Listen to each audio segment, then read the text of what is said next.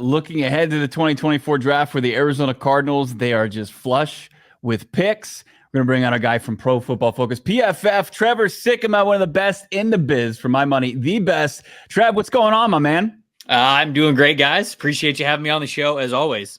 I remember we were with you at the Combine last year, and we were talking about the top of the draft, and you were very much in the camp like, Jalen Carter, Will Anderson Jr., these are the best players. And then there was a little bit of a drop-off, right? Fair or not. Like, we liked Witherspoon, some of these other guys, but contextualize it for our listeners, if you could, the difference between the two classes. Because this year, I felt like this time last year we were hearing about 2 to 3 guys. This year there's 10 dudes who feel like blue chippers, at least to me.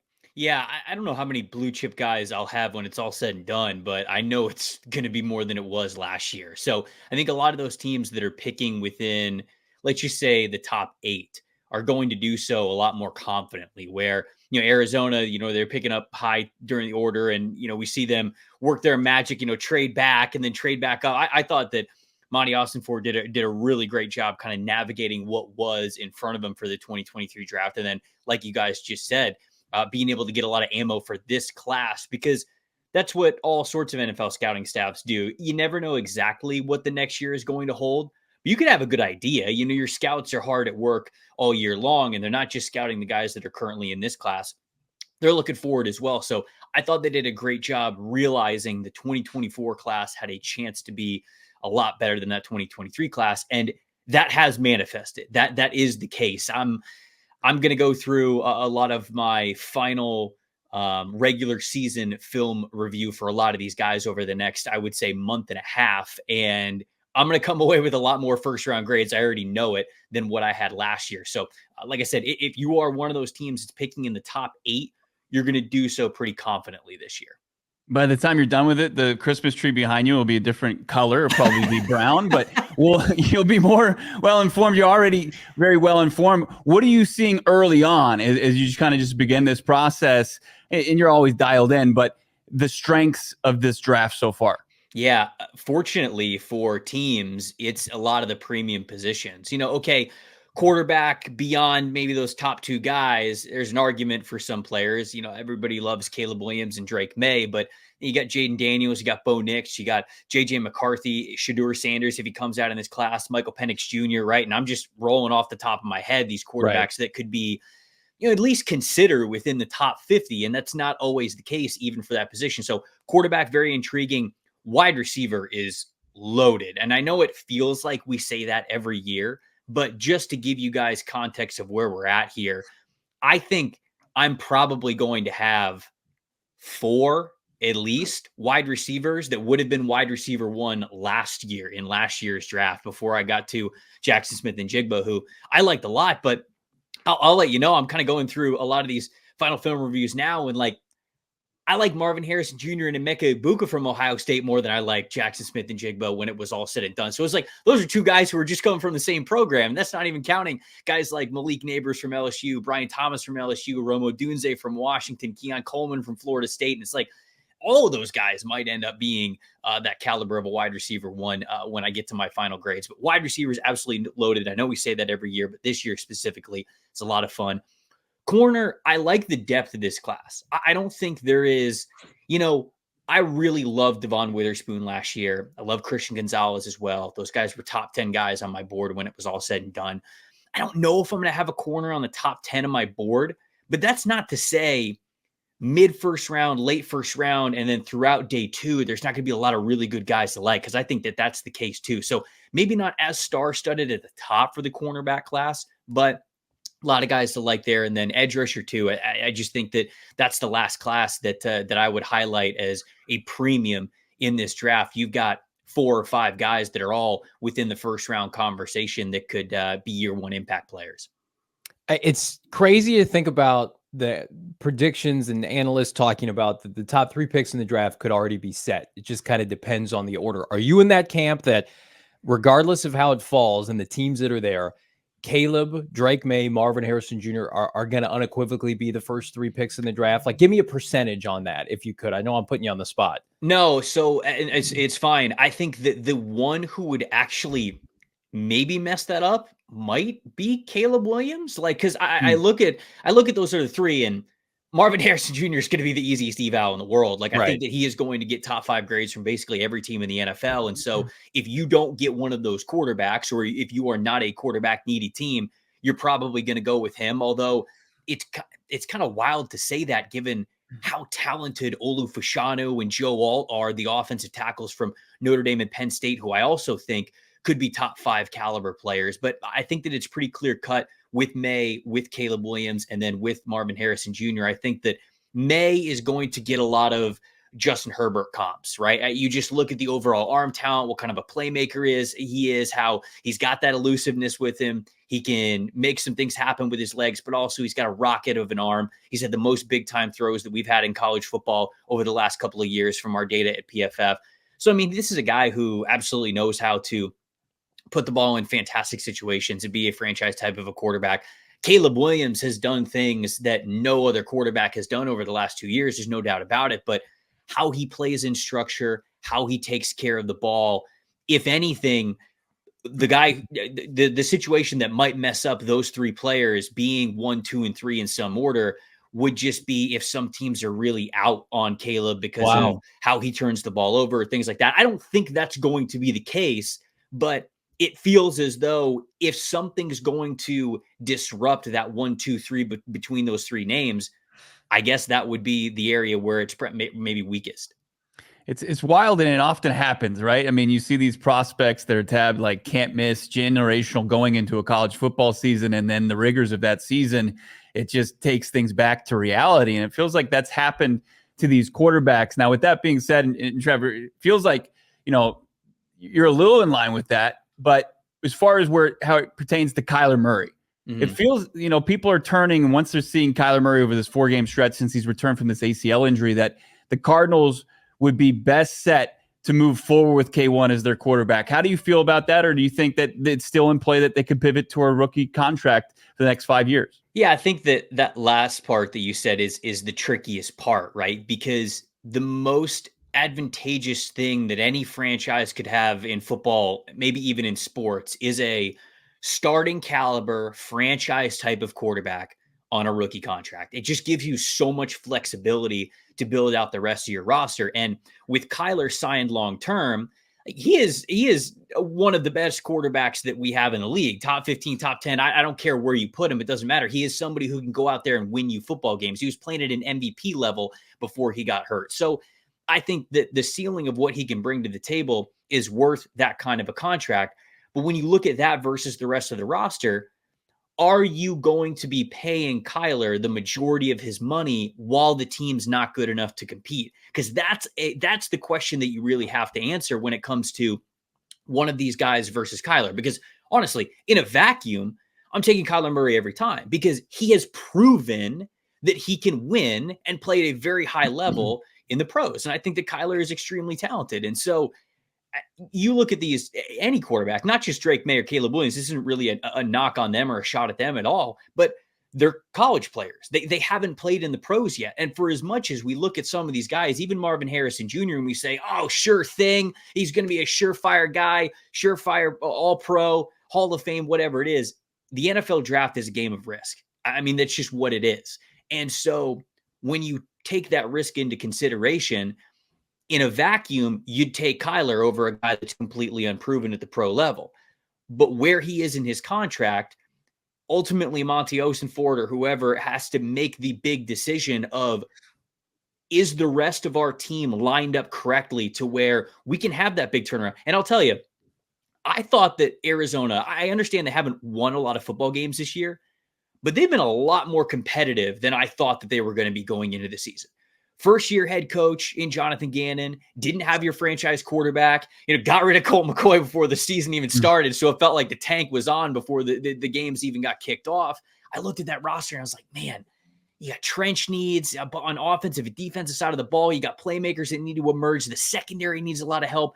And I thought that this team was going to look terrible. That's not been the case. They're at least looking really competitive for what they have on paper here. And that, to me, actually gives me a lot more faith in, hey, you know what? You got a top 3 pick here. You go out to get yourself a Marvin Harrison Jr., pair him with Kyler Murray, go get a defensive stud later in the first round, continue to build out the rest of I would say the backbone of the roster as the picks go on throughout the rest of this draft. And like, man, all of a sudden you're slingshotting things a lot quicker than maybe it was anticipated that Arizona would be able to compete. So that's a very long-winded answer into kind of the Kyler Murray question as we're discussing a lot of that stuff right now.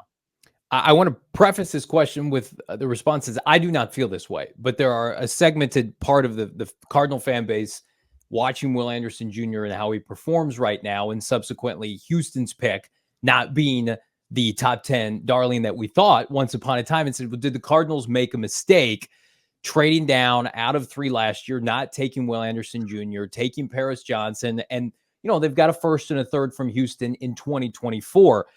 Paris Johnson Jr. has not missed a snap this year, has been, I would say, rock solid. Had some up and down games like all tackles do, but like assess that situation, because Will Anderson Jr., I think, started a little slower, and now he's kicking ass and taking names every Sunday. Like, do you feel like the Cardinals would like a mulligan on that? I don't personally. Okay. I think that they made the right move. I mean, Will was always going to be a stud. He was one of the very few blue chip players that you had last year that, sure, I mean, you maybe had the opportunity to get your hands on. And for that particular draft class, you could have, patted yourself on the back and say, hey, we came away with one of the better players in the class. But I still think that could be the case with Paris Johnson. And I think that what they did for where they are, you've got to like the maneuvers of them moving up and back and having that kind of confidence. First and foremost, I think it shows you that your GM understands the game of the NFL draft. And that would give me a lot of confidence as a fan. 2, you trade back and then you trade back up and you go get a piece that you really needed. I think Paris Johnson Jr. is going to be a really good offensive tackle in this league. I do. And, when you talk about how a guy performs in his rookie year, the most difficult position in the game to play as a rookie is quarterback. I think that's at the top of the list. But then I would say offensive tackle and cornerback are then those next 2 positions. So for a talented offensive lineman to have some ups and downs, not just early on, but throughout their rookie season. I mean, we see that all the time. Andrew Thomas is the recent example for the New York Giants. I mean, he was not good coming out of the gate to start his career, and now he's one of the best young left tackles in the game. So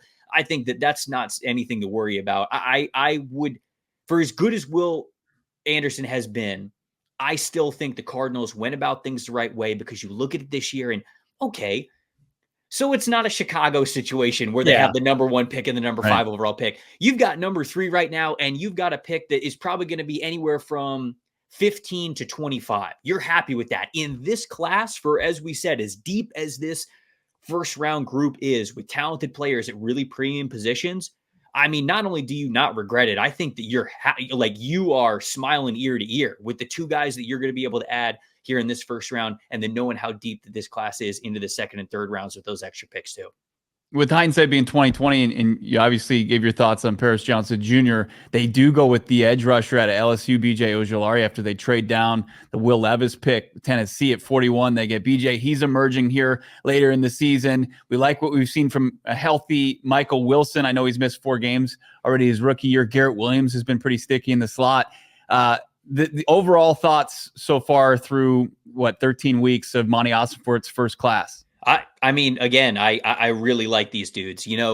When you look at an NFL draft, sometimes it can be tempting to look at the entire list and be like, all right, there's only like 2 or 3 names that are really big difference makers. But okay, well, the further you get back into a draft class, a lot more difficult it is to hit on these guys as potential starters. And so for you to come away with Paris Johnson, who I think is obviously a starter for them, is going to be a future starter for them. I think BJ Ojulari is as well, although I figured that it would be a little bit of an adjustment period given that he was a speed rusher in college. Okay, well, if you're winning with speed and athleticism and bend at the college level, it's going to take you a little bit of time, because, maybe the speed, the gear that you used in college could work against college left tackles. You probably are going to have to, throw a different type of pitch or a different type of tempo or a different type of move at NFL offensive tackles. Maybe you could beat them with speed to the outside once, but a lot of the best offensive tackles in the NFL, the ones that are starting long-term, all right, you beat them to the outside once, they're not going to let you beat them again. So then you got to be able to throw something else at them. I thought that was going to be the journey of BJ Ojulari, and we're kind of seeing that this year. So I think that that's a great pick as well.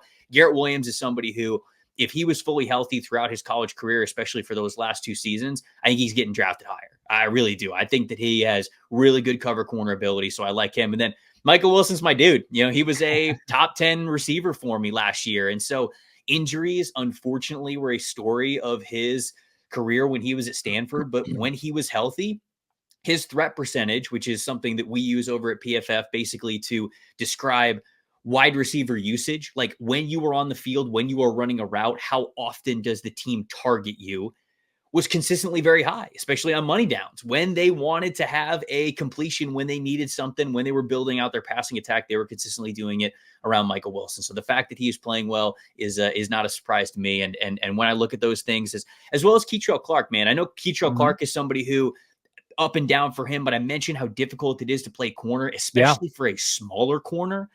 I love the fact that he's been able to get in there, not look too overwhelmed, continue to play confident. And when I watched him last year, I thought that he could be a steal of the draft as a nickel corner in the league. And so I still have that high hopes for him. Given the amount of teams currently right now, Trevor, in the top 10 that desperately need a quarterback, like the Giants are in there. I would say even the Commanders, the Titans, right?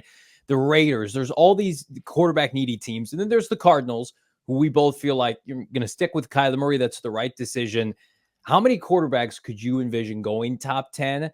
And who is that next 1 to 2 guys immediately following the top 2 that you could say like, hey, at the end of the day, this guy's going to have an Anthony Richardson-like ascension over the spring? Yeah, so I just did a mock draft, and this is the big question surrounding any mock draft that you do is, okay, where are the quarterbacks going? Because every NFL draft goes as the quarterbacks go. And so for this particular class, you have the 2 guys at the very top, which are the obvious. We believe that, I would tell you that if you're a betting person out there, 1 to 2 next year is going to be these 2 quarterbacks, just because that's how business is done in the NFL draft. If you believe that these are franchise changers, you're going to take them at the very top. So beyond these top 2, the guy that I like the most to be that next quarterback as QB3 is actually Jaden Daniels, who I think should win the Heisman Trophy this weekend. I think he has been the most outstanding player in college football to the definition of the award. And when you look at what he's been able to do at LSU, it's been fantastic. And what I love the most about Jaden Daniels is that I didn't care about him at all as an NFL draft prospect like 3 years ago. And when he was at Arizona State, he was kind of he was a classic college quarterback, had really good mobility to him, decently strong arm, but didn't really read the field much. If you covered up his first read, he was taking off to run with it. And he made some electric plays, and he was fun as a college quarterback. Then he gets to LSU. And that first year that he was at LSU, you could tell he really honed in on taking care of the football. And he had one of the lowest turnover-worthy play rates in the country because of it. But this was last year. But the big-time throws were also down. The average depth of target was down, and he wasn't pushing the ball down the field. So you're like, all right, okay, cool. He's taking care of the football, but he's not exactly doing what he needs to do as a passer to go win you those big games. This year, he took the lessons in decision-making that he learned in 2022, and then he challenged himself to be a better big-time thrower. And holy cow, has he been. He has some of the most big-time throws that we have in the country. The turnover-worthy play rate is up a little bit, but nothing close to what it used to be. He's going through his progressions. He's comfortable in the pocket. He's getting to that second and third read. He is not just one read. If it's not there, I'm ducking and running it. But he's got that great athleticism with his legs as well. For everything that Daniels brings to the table, I feel like that gives him an edge above some of these other quarterbacks that I mentioned, a J.J. McCarthy, a Bo Nix, a Michael Penix, a Shedeur Sanders. So I think that if there's any of those guys that I would take in the top 10 after Caleb Williams or Drake May, it would be Jaden. And I think that he is to me, the big wild card in the equation because, like you mentioned, you can make arguments for the Washington Commanders, the New York Giants, the New Orleans Saints, the Tampa Bay Buccaneers, the Las Vegas Raiders to all maybe take a quarterback. But if there's only one guy to go get, is that going to make for a bidding war? Are some of those teams just going to bow out of that quarterback market before we even get to draft weekend? That's going to be the big question to answer. Been so generous with your time. Do you mind doing a quick 2-round mock draft with us? Just Cardinals? Ooh, sure. Yeah. All right, let me pull up the PFF mock draft simulator. Just Well, we can pull it up on our screen. We can Here, all do I got it right together. here, Trev. Oh, okay. All right. All right, here we Let's do go. it. We're prepared for this. This is something we wanted to get the master in on. So we've got it here. We're already in the first round. Beautiful. Cardinals, Pats, Washington, as you mentioned, the Commanders, and maybe wanting the quarterback. Do you entertain trying to drop back a spot, or do you just take the sure thing? Yeah, I mean, you got to be very confident that they're not going to take the guy that you want. And I wouldn't do a trade at this point in time, just because it's hard for me to really walk through all the variables. Draft weekend, of course, you're picking number 3 overall. Your phone's gonna be wide open. Monty is very clearly somebody who's not afraid to have the conversations and pick up the phone and talk about some trade deals and seeing something that could work. Obviously, if you are moving back down from only 3 to number 4, if Washington's moving up, they're probably moving up to go get a quarterback, but maybe they're moving up to go get the offensive tackle that they want. Maybe, Monty could say to him like, hey, Giants are calling and, they actually want your offensive tackle. So if you want this guy, you got to come up and get him. That's, I think, the fun game of negotiation. But I won't do a trade back, although I think you always entertain it. I would go Marvin Harrison Jr. here. I know that this is not the most pressing need for them, but this is the biggest difference maker that you could get at this point in time, I think. 3 wide receivers on their roster beyond this season. Hollywood Brown is kind of gone away since Kyler Murray returned. I think it's actually a great pick for the Arizona Cardinals. And Johnny and I talk about it all the time. Johnny likes to lean on this, and it's true. You can sell Marvin Harrison Jr. jerseys the next day. I mean, he's going to get the fan base. Yeah.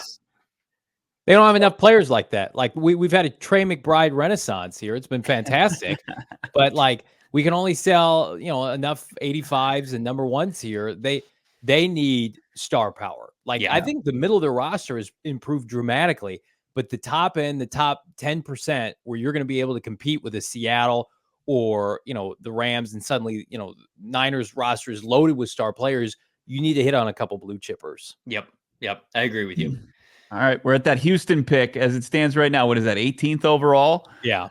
Some really, really intriguing prospects here, Trevor. Can you scroll up? Who did? Let me see the run on edge rushers. I feel like edge rushers. Yeah. You guys got screwed a little bit here. It was tough. Chop's Holy gone. Cow. Newton's a fantastic prospect. I know you're high on him, as are we. He's gone. Yep. Jared Verse is gone. Oh Dallas my goodness. Turner is gone. Yeah. Wow. We're gonna have you even got Braylon Trice off the board. They're doing you guys dirty out here. Oh, holy cow! No. What about this kid from Oregon State? What can you tell us about him? Oh, so I love Talize Fuaga. He's one of my favorite tackles in the class. I mean, this guy's an absolute ass kicker. He's got one of the highest run blocking grades that we've had in PFF this year. It's basically him and Joe Alt that have been going back and forth for the highest overall blocking grade of anybody. Now, he is not the pass protector that I would say certainly Olu Fashanu or Joe Alt are, maybe even behind a JC Latham, just because, the footwork and just how much ground he covers with his footwork in pass sets. It's not as impressive as it is for those other guys, but he reminds me of another offensive lineman I was really high on last year, and that is Darnell Wright from Tennessee, where, okay, just because he's maybe not as flexible, as, fancy with his footwork and pass protection, he always loves to bring the fight to the pass rushers that are coming at him. And he's got so much strength and he's got so much violence with his hands that even that is disruptive and has made him into a really, really solid pass protector. So maybe not the smooth mover of those other guys, but he is really nice. He's played right tackle for Oregon State, so he's not a left tackle. So if you wanted, is Humphreys probably going to be gone after this year? He's under contract, and Paris played. Well, he's at right tackle now. He played left tackle at Ohio State. Right. It feels like if they wanted to, they could pull a maneuver on this. And I mean, could they kick him inside for a year? Could he play guard? He can definitely play guard. Some people think he's better at guard. Okay. I mean, I'm one of those that would tell you, dude, he played well enough at tackle this year. I am always of the camp of, if there's a fringe guy like that, I let you fail at tackle first. Like, show me you can't play tackle. And footwork is one of those things that, all right, if you just can't cover the ground, if you can't be left on an island as an offensive tackle, maybe we'll kick you inside. But if you kick him inside, man, he's gonna be people moving forward. So look, it sounds like you guys would love to go that direction. You don't have to fight me too much on it. He's one of my favorite guys in this class, so I would absolutely pick him. I want to ask a quick question because Bo says I'm grossly irresponsible with even entertaining the idea of 2 wide receivers. Is that an irresponsible play? Marvin Harrison Jr. and like if they've got Keon Coleman, let's say as a top 12 pick on their board, top 10 player on their board, is there at least a part of you that's tempted to do that, or is it just this team has so many needs you can't mess around with that? So how many? They have 2 third-round picks, right? They have 3. Okay, so they have a second-round pick, and then they have 3 third-round picks. Yeah, I wouldn't be picking a wide receiver here. gotcha. No, Okay, I wouldn't be. Fair enough. The draft is too deep, and you can get wide receiver often to where if you have any sort of trench need or another premium need, obviously like pass rush or offensive tackle, to me you got to go that direction, knowing that you will be able to get another wide receiver at some point in time, maybe even right here. So now we're here in the second round. The last pick we're going to make here with Trevor Sikkema of PFF. The Cardinals, 1 pick in the second round, and then, as we mentioned, the 3 picks in the third round. So a lot of needs. We just addressed the offense, and the defense certainly has a lot of those on the defensive front. In the interior, always could go a premium position at the pass rush spot and cornerback. What do you like here for Monty Ossenfort and crew? I mean, this is beautiful dilemma to have for them because you have obviously wide receivers on the board. If you wanted to take that chance, these guys are still available. A speed guy like Xavier Worthy, if Hollywood Brown is out of there, he's pretty awesome. Yeah, you get Worthy in there, and that's that. Boom, you've got somebody who could easily stretch the field for you. Jalen Polk, who has also had an unbelievable year at Washington, one of the best contested catchers and deep ball wide receivers that we've had in college football. The fact that Terrion Arnold is here, I was telling myself, I was like, okay, if we go offensive tackle at 18, I'm probably going to go edge rusher. I probably have to, but with Arnold being here, Kool-Aid McKinstry from Alabama gets a lot of the hype, but Arnold is certainly really burst onto the scene this season. You can see some of those late grades, like how well he has been in coverage. And you want to talk about a guy who's got the athleticism to be able to stick with wide receivers at the NFL level. There have been times at the end of the season where he's looked more and more confident that he's running the routes for the wide receivers before they even break. And you see a lot of interceptions and a lot of forced incompletions because of it. So I'm honestly between Arnold and his teammate, Chris Braswell, near the bottom. So Braswell is a senior at Alabama. He's a former 5-star, I believe. Took him a little bit of time because he came into Alabama as like a heavy-handed defensive end, like more of like a 5 technique, 3-point stance kind of a guy. But at Alabama, they do a lot of they do a lot of 3-4 stuff. So instead of having him gain weight and be more of a 4-eye 3-4 defensive end, they've trained him more to be a stand-up outside linebacker type of an edge rusher. He's finally really comfortable in that role.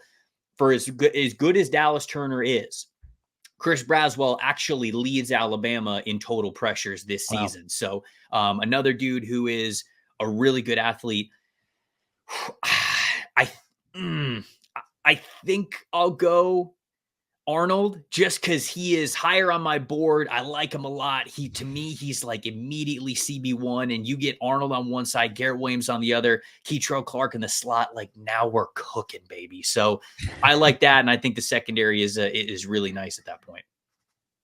Let's see how we did. They're going to grade it. Yeah. Are we grading with a curve because Trevor's guiding us? It's like we've got our teachers side by side when we're filling out the Scantron here. But I'm going to tell you right now, I would sign up for this draft tomorrow if possible. Come on, look at that, baby. That's an A.